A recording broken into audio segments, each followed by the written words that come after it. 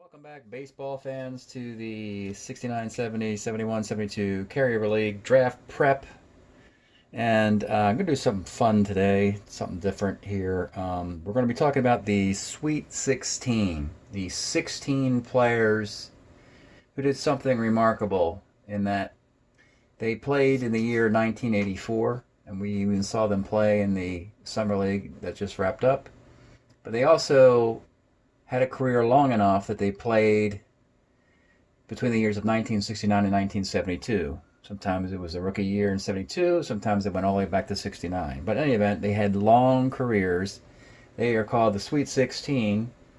And much like as kids when we had our baseball cards and we would make trades with other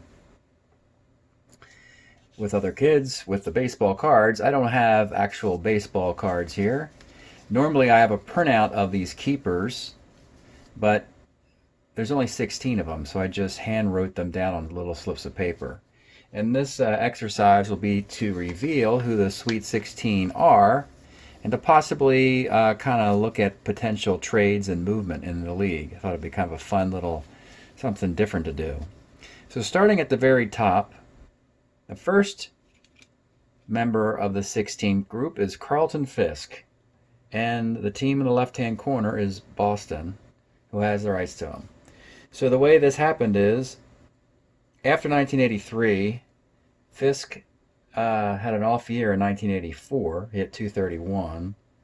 So the White Sox and the Red Sox made a trade to get Fisk back on Boston, and they had him on Boston last year with that mediocre card, just so that they can get into this position, which is to say, all right, we have the rights to Fisk. We're definitely going to make sure that he's your 1972 Rookie of the Year candidate on our team. And he'll be on Boston from 72 through 76, then get his contract renewed again and probably be with them for another 4 years, and then possibly for a third contract beginning in 1980. So that was a smart move for the Red Sox. Take one bad year of Fisk last year to get his entire career back in Boston on track. Now, the Red Sox have another player. It's Dave Kingman. I have the baseball reference on the computer while I'm doing this as well. So Kingman, this is not a guy that the Red Sox plan on keeping, but he's an asset that can be used in a trade. And the idea of collecting assets for Boston is rather attractive since they want to catch the Orioles in the East. So every method of creating assets to improve the roster should be explored. And if you have two teams looking as trade partners, that creates some leverage. One trade would be, of course, the Giants, who he came up with in the year 1971. And he's got an 885 OPS card on the 71 Giants. So he could be traded to the Giants and be a DH, first base, or outfield. But another team who might want to jump in on the trade talks would be the Colorado Rockies, who build their team around guys like Kingman, guys who hit home runs, strike out, and walk. So once you have two guys interested in your player, the Red Sox should be able to get assets. So it's a good deal for them. The third guy, Doyle Alexander, and he is property of the Toronto Blue Jays. This is really good news for an expansion team to have any kind of assets, as it is so much tougher to win when your roster is put together of all the leftover players who never go to the Hall of Fame or don't go to the All-Star games very much. In this case, the 72 Doyle Alexander, as I bring him up, was a relief starter with 106 innings and a great whip. So what I'm thinking is they'd like to possibly find a trade partner for him, but they might not find the market as rich compared to the other starting pitchers who are much more desirable. If that's the case, the best option for Toronto would just be to hold on to the guy, because you need to have some talented players on your team, and you don't want to get blown out all the time. So keeping Alexander is certainly an option. Next player, Milwaukee has the rights to Don Sutton. Now, they will exercise the trade to the Dodgers, but it will probably happen via proxy because there are certain other pitchers in this league all looking to move on a carousel to other teams in the league. So Sutton, this might take 3 teams to get involved to make that happen, getting him to the Dodgers. Oakland, this is a no-brainer. Oakland's going to bring back Raleigh Fingers. That's easy. No discussion needed. Texas has Buddy Bell, but he started in the early 70s with Cleveland. I'm going to bring Buddy Bell up here so I can check out his stats. Bell actually could play a little bit of outfield when he first started. So his first year, he was 20 years old in 1972, and he was decent. He had 505 plate appearances, and he was just an average outfielder and third baseman. So a couple things about that. The fact is, they may just they'll trade him to Cleveland, and Cleveland might not give a lot of compensation for Texas for Bell, based on the stats that he has in that year. So we'll see how that goes. Or if he may just be a free agent, and then Texas may say, well, we don't even want him, then he could sign with anybody. So that's a wait and see on that one. Here's another. Texas has the rights to Nolan Ryan. Ryan will end up on the California Angels, and it's a question of how he gets there. He's not going to get there directly from a division rival. So with him and Don Sutton, I see the potential of a 3-way trade being worked out. Next guy, Philadelphia, Steve Carlton. He's a no-brainer. He's just being picked up by the Phillies. Next guy, Dave Concepcion. This is, again, a no-brainer.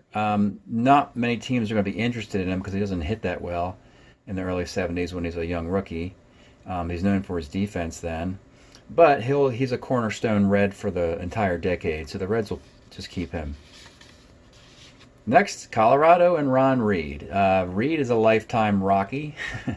He was one of those, like I say, Colorado and the expansion teams, they find these guys like Ron Reed out there who was a starting pitcher for the Atlanta, and then he was a relief pitcher for Philadelphia and the White Sox. He had a long career, played for a bunch of teams. That's the characteristic of an expansion team guy. And so they find a home on a team like Colorado, and they stay there, and they just continue their career, even though the major league cards, the other side of the card, will be switching teams. He's going to play his whole career in Colorado. Here's an interesting, similar notion, but different result. Portland has Bert Blyleven. They really should do the same thing, but the big but is he is such a valuable asset that it's worth trading him to the Twins. The Twins are in a win-now mode for the World Series. They need to win this thing now while they still have the core together in 69 and 70, because after that, it's going to get rougher when the A's get that dynasty cranked up. So Blyleven has 2 or 3. He's got a good 71 and 72 card. He immediately would go to near the top of the Twin rotation. So Portland would be best served to call the Twins and get a lot in return for Bert Blyleven. Next up, Houston has the rights to Jose Cruz. Now, in this era, Jose Cruz was actually on St. Louis, but we know him to have his best moments with the Astros. He doesn't get to the Astros to 1975. However, in 1972 and 73, actually 1971, he has a pretty good year. He's got an 801 OPS in 71 with the Cardinals. So that's the player you sign, the 71 Jose Cruz, even though he's in a Cardinal uniform. You have the rights, not St. Louis, because he played for them last year. So what you're doing something similar to the Cardinals that Steve Carlton did, which is to say, I want to play on Houston my whole career and not play for St. Louis. So St. Louis will probably get some compensation for not ever getting Jose Cruz. All right, now we get to the final team. As we get to Fisk, we've seen 12. 4 guys are all with the Dodgers. Dusty Baker. Now they're going to need to get some assets if they want Don Sutton, and potentially sign and trade to get Andy Messersmith. So, Dusty Baker, they can send to the Atlanta Braves. Baker had a great 72 with Atlanta, I believe. Let's just double check that. Yeah, Dusty Baker, 1972 with Atlanta. He's got an 888 OPS. So the Braves are going to make a deal to get him off the Dodgers. Remember, the Atlanta Braves won the division last year, so they need to keep up with the Mets.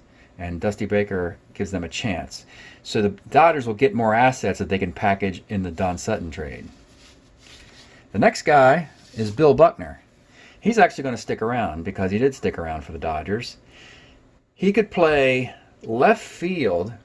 I don't know if he ever won a Gold Glove in the outfield, but he had the range, believe it or not. He's such a great player, Buckner. You have to really like this guy. I mean, he contact hitter, hit for average, could play first and left. Great base stealer, base runner. So he could play left field and first base. We know what happens, of course. Garvey ultimately plays first base. But Buckner plays outstanding defense in left field for a brief bit of time. So he'll go to the Dodgers. Remember, we lose Kirk Gibson and we lose Dusty Baker in the outfield. So they're going to need outfielders, and Bill Buckner will be one of them. Next, we have Bill Russell. Interestingly, he can play. He started defensively in the outfield. Let's see where his stats suggest. But we know him to be a shortstop.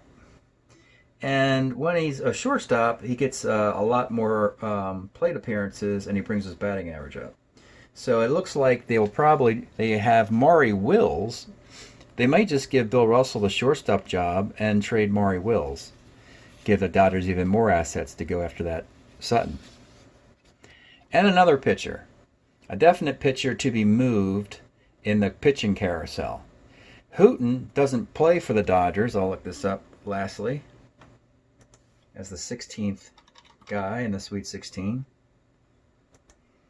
Hooton does not play for the Dodgers until 1975, when he had 200. He played for the Cubs and Dodgers. That's when the trade was done, and he had 200 innings for the Dodgers. So the 72 Hooton was a Cub. So I can see the Cubs getting involved in this carousel, acquiring Hooton and possibly moving Bill Hands. And Bill Hands, who had a great 69, might be moving to the Texas Rangers, who he played for. And that's how Nolan Ryan will be moved off the Rangers. Yeah, actually Bill Hands plays for the Rangers in 1974 and 75. So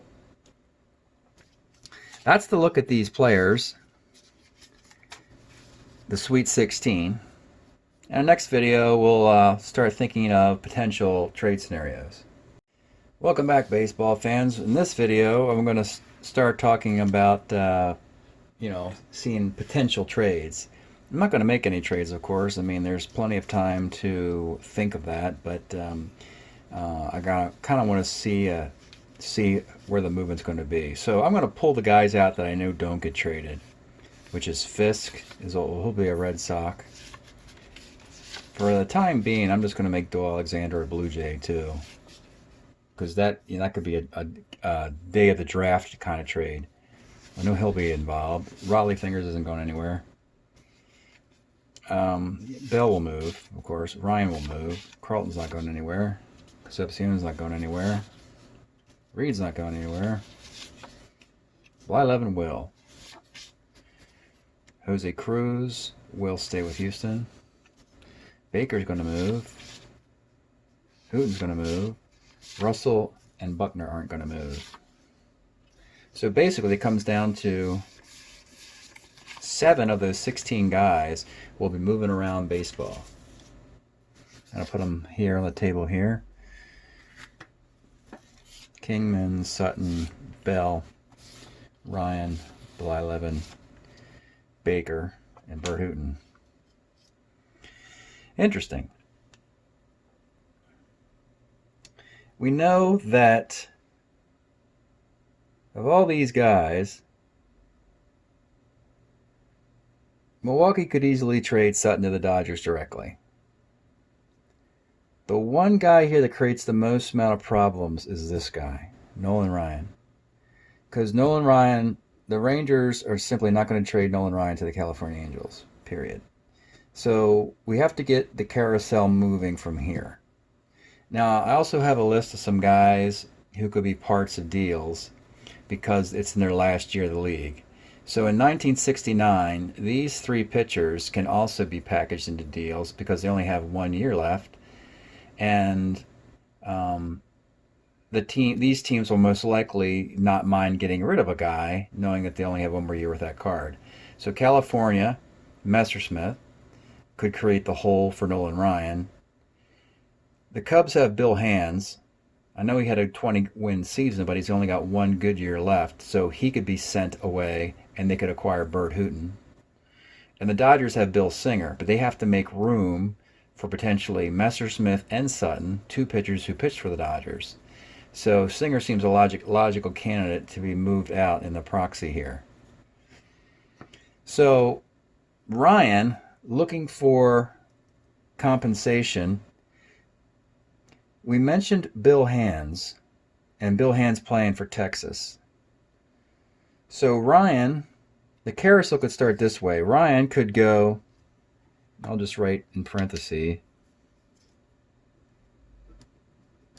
Chicago for Hands. And then Hooton goes to the Cubs. So Ryan is on the Cubs now. Ryan is on the Cubs. The Cubs would send Ryan. They're going to get Hooton from the Dodgers. So they could do a 3-way trade with the Dodgers and the Angels at that point. And they could move. Hooton can be a Cub. Bill Singer from this list can go to the Angels and take Messersmith's spot. So that's how that can be moved. And then Don Sutton. We mentioned the assets the Dodgers are going to have. So Milwaukee would probably need to get 1 starting pitcher and some of the other assets that the Dodgers get once they trade Dusty Baker and Bert Hooton. So they have to get some assets as they move in the Sutton trade. It seems like the Levin Portland deal will be a private deal with the Twins, who aren't represented here. So they're going to have to find... Twins are going to have to pony up for something directly for the Levin. And as far as Kingman goes as well, it looks like a private deal between the Giants and the Colorado Rockies. Another team I said might be interested. Buddy Bell, I mean, the Rangers do have... These are both Texas Rangers, of course, Bell and Ryan. Though it seems like I don't think Bell has enough value to be part of any other deal, so he will probably just be sent to Cleveland. So it looks like these are the players that are going to have to be the biggest movers in the league. And it's early to make the predictions, but once the dust clears, Sutton will be on LA. I think Messersmith will be on LA. Bill Hands will be on Texas, where Ryan was. Ryan will be on California. Or actually, Ryan will be on California with Bill Singer. So California will have Ryan and Singer as their 1-2 righties. The Dodgers will have Messersmith and Sutton. Ryan, Singer, Messersmith, and Sutton. Hands goes to Texas. So Milwaukee, Hooton goes to the Cubs. So right now, Milwaukee is a team that on this carousel needs to get assets. And they could get that as a proxy. Like, they could get assets from particularly from the Dodgers and the Angels, who are going to be the benefits of this trade. Milwaukee needs to be compensated. Now, we also know Milwaukee could use a lot of players. So the Dodgers could send some combination of Maury Wills, because they don't need him with Bill Russell, and the Dodgers lose Robin Yount. So Robin Yount was the Brewers shortstop last year. So it'd be nice to maybe send Amari Wills to play shortstop for Milwaukee. Is a possibility. They have Jim Pagliarone, the catcher, who led the Dodgers in homers last year. He could be part of the deal. It could just be that they mortgaged this Don Sutton for a bunch of assets. Like maybe they get like 4 roster spots taken care of on the Brewers, and maybe they don't get a marquee starting pitcher. Because as far as the pitchers go here, we have Sutton, Ryan, Hooton, Messerschmidt, Hands, and Singer. And when we realign the 6,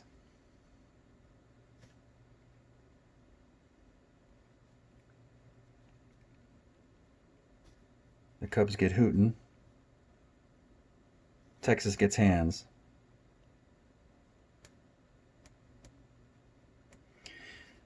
So it seems like this is going to be some kind of the combination here. California, Ryan and Singer. The Dodgers, Messerschmidt and Sutton. Hooton on the Cubs. Hands on Texas. Which leaves Milwaukee currently out of the starting pitching market. Again, I don't know. They don't directly need... It's not as if the Milwaukee's going to swap a starting pitcher for a swapping pitcher and be any good. So the idea of picking up a bunch of assets from all the other teams involved could be the thing for Milwaukee. But it's very early. It's very early in the postseason to think about this sort of thing, and there's plenty of time to do more research and get it closer together. I also like to sometimes factor in what actually happened in the transactions. So I'll take some time and look at the off-season transactions from 1971 to 1972 to see if there is other movement I could do. All right, that's the end of the Sweet 16 video. I kind of hope you enjoyed the a different type of video. We'll see you again next time.